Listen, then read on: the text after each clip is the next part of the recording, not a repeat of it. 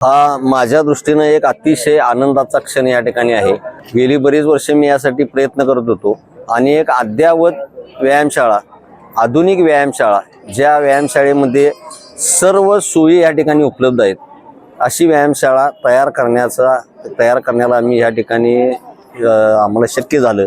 आणि ह्यासाठी हे करत असताना बिद्री मॅडम असतील, बलकवडे मॅडम असतील किंवा आत्ताच्या मंजुलक्ष्मी मॅडम असतील, या सर्व महिला आयुक्तांनी आम्हाला ह्या ठिकाणी विशेष निधी देण्याचं काम आणि प्रोत्साहन देण्याचं काम या ठिकाणी केलं। आज ही साधारण 1.5 ते पावणे 2 कोटी रुपये खर्च करून या ठिकाणी बाग बगीचा असेल किंवा जिम असेल, त्याचं जिम साहित्य असेल, त्यातल्या अत्याधुनिक सुविधा असतील, हे करण्याचा प्रयत्न आपण या ठिकाणी केलेला आहे। कोल्हापूर शहरातील महिला सक्षम व्हाव्यात, ताकदवान व्हाव्यात, त्यांचं शरीर सदृढ व्हावं, ह्या भावनेतून आमचा हा एक प्रयत्न होता आणि तो आज आम्ही त्याचं लोकार्पण केलेलं आहे। उद्यापासून त्याचा लोक वापर करतील, महिला भगिनी आमच्या वापर करतील। हा पूर्ण कॅम्पस, हा बाग असेल किंवा या ठिकाणची व्यायामशाळा असेल, ही फक्त आणि फक्त महिलांच्या वापरासाठी या ठिकाणी असणार आहे।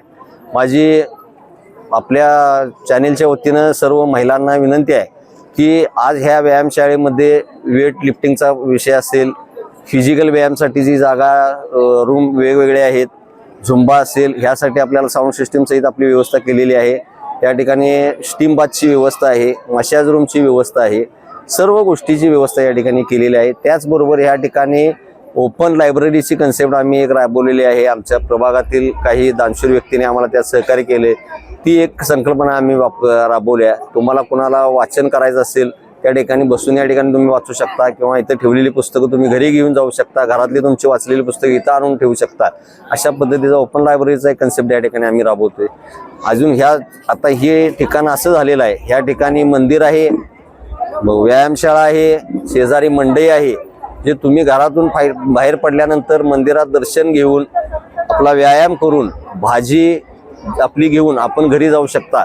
या ठिकाणी दवाखाना शेजारी आपण करतो, म्हणजे सगळ्या सुविधा ह्या तुम्हाला 100 मीटरमध्ये आम्ही या ठिकाणी उपलब्ध करून या ठिकाणी देण्याचा आम्ही प्रयत्न केलेला आहे। हळूहळू त्या ठिकाणी महापालिकेच्या ह्याच्यातून डायलिसिस मशीन असेल, तुमचं सिटी स्कॅन मशीन, याची ही सुविधा आम्ही येत्या 3-4 महिन्यामध्ये या ठिकाणी करतोय। जे शहरात आहे ती उपनगरात असावं, ह्या अपेक्षेतून, या प्रयत्नातून आमचा हा छोटासा प्रयत्न आहे आणि तो यशस्वी झालेला आहे आणि ह्याचा लाभ सर्व महिलांनी घ्यावा, ही आपल्या चॅनलच्या माध्यमातून मी सर्वांना विनंती करतो।